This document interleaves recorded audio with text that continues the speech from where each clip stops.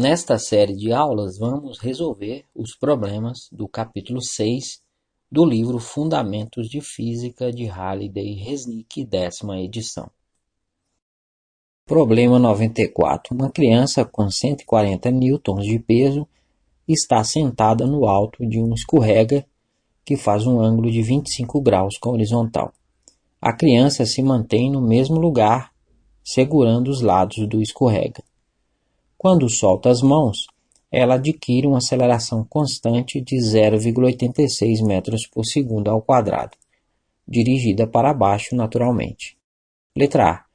Qual é o coeficiente de atrito cinético entre a criança e o escorrega? Letra B. Que valores máximo e mínimo do coeficiente de atrito estático entre a criança e o escorrega são compatíveis com as informações do enunciado? Vamos identificar as forças que atuam sobre a criança enquanto ela está escorregando. O eixo X estará orientado na direção do escorregamento e o eixo Y na direção perpendicular a esta, com os sentidos indicados pelas setas. Sobre a criança atuam três forças. O seu peso vertical para baixo, cujo módulo é P igual a M vezes G. Como ela pressiona o escorrega, de acordo com a terceira lei de Newton, o escorrega reage exercendo a força de reação normal no sentido positivo do eixo Y. Também atua a força de atrito cinético no sentido contrário ao escorregamento. Se considerarmos um triângulo retângulo no qual um dos ângulos agudos é igual ao ângulo de inclinação do escorrega, levássemos este vértice até a origem do sistema de coordenadas e o girássemos de 90 graus, vamos perceber que este também será o ângulo entre a força-peso e o semi-eixo Y negativo. Se calcularmos o seno e o cosseno deste ângulo, utilizando as medidas dos lados do triângulo retângulo formado pela força-peso e suas componentes, teremos que o seno de θ vai ser o cateto oposto, Px, sobre a hipotenusa P. Então, Px vai ser P seno de θ, Mg seno de θ. Se calcularmos o cosseno, fica o cosseno de θ vai ser o cateto adjacente, Py, sobre a hipotenusa P. Então, Py vai ser P vezes o cosseno de θ, Mg vezes cosseno de θ. Como durante o escorregamento a criança não se movimenta na direção Y que definimos, de acordo com a primeira lei de Newton, a soma das forças que atuam sobre ela nessa direção deve ser nula.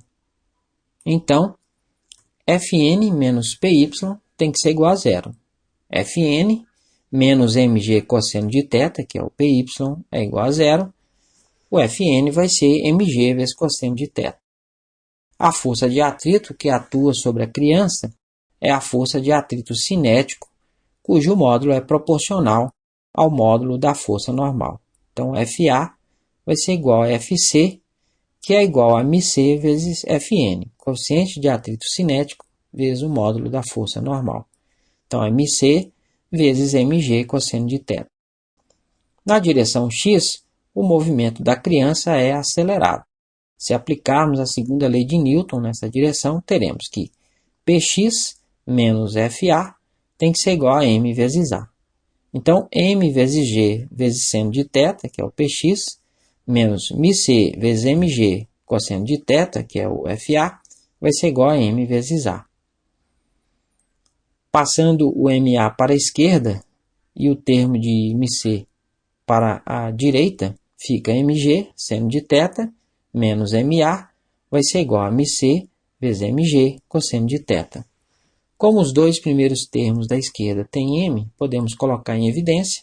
Então, fica m vezes g vezes seno de θ menos a vai ser igual a mc vezes m vezes g vezes cosseno de θ. Aí a gente pode cancelar o m e resolvendo para mc, o mc vai ser g seno de θ menos a dividido por g cosseno de θ. Substituindo pelos valores das medidas, fica, o μc vai ser 9,8, que é o G, vezes o seno de 25 graus, que é o ângulo, menos 0,86, que é a aceleração, dividido por 9,8, vezes o cosseno de 25 graus.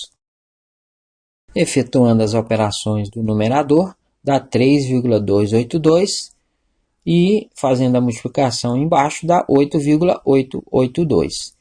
Dividindo esses dois números dá 0,3695. Das medidas utilizadas, as menos precisas têm dois algarismos significativos. Escrevendo o resultado com essa precisão, ele se torna o μc é igual a 0,37. Como o problema diz que a criança começa a escorregar quando solta as mãos, isso significa que a componente x do peso é maior do que a força de atrito estático máxima entre ela e o escorrega. Se isso não fosse verdade, ao soltar as mãos, ela não escorregaria. Então, o Px é maior que Fem, que é igual a μe vezes Fn, coeficiente de atrito estático vezes o módulo da força normal. Então, mg vezes seno de θ, que é o Px, é maior que μe vezes mg vezes cosseno de θ. mg cosseno de θ é o Fn. Como tem mg dos dois lados, a gente pode cancelar. E resolvendo para μe, fica seno de θ sobre cosseno de θ tem que ser maior que μe. Seno sobre cosseno é tangente. Então, tangente de θ é maior do que μe. Tangente de 25 graus, que é o ângulo, tem que ser maior que ME. A tangente de 45 dá 0,47, que é maior que ME. Temos, portanto, um limite superior para o coeficiente de atrito estático. O valor da tangente já foi escrito com dois algarismos significativos. Como o coeficiente de atrito estático é sempre maior do que o coeficiente de atrito cinético, o valor deste último, que calculamos na letra A, será o limite inferior. Portanto, os valores do coeficiente de atrito estático, que são compatíveis com os dados do problema, devem estar no intervalo 0,47 maior que μe, maior que 0,37.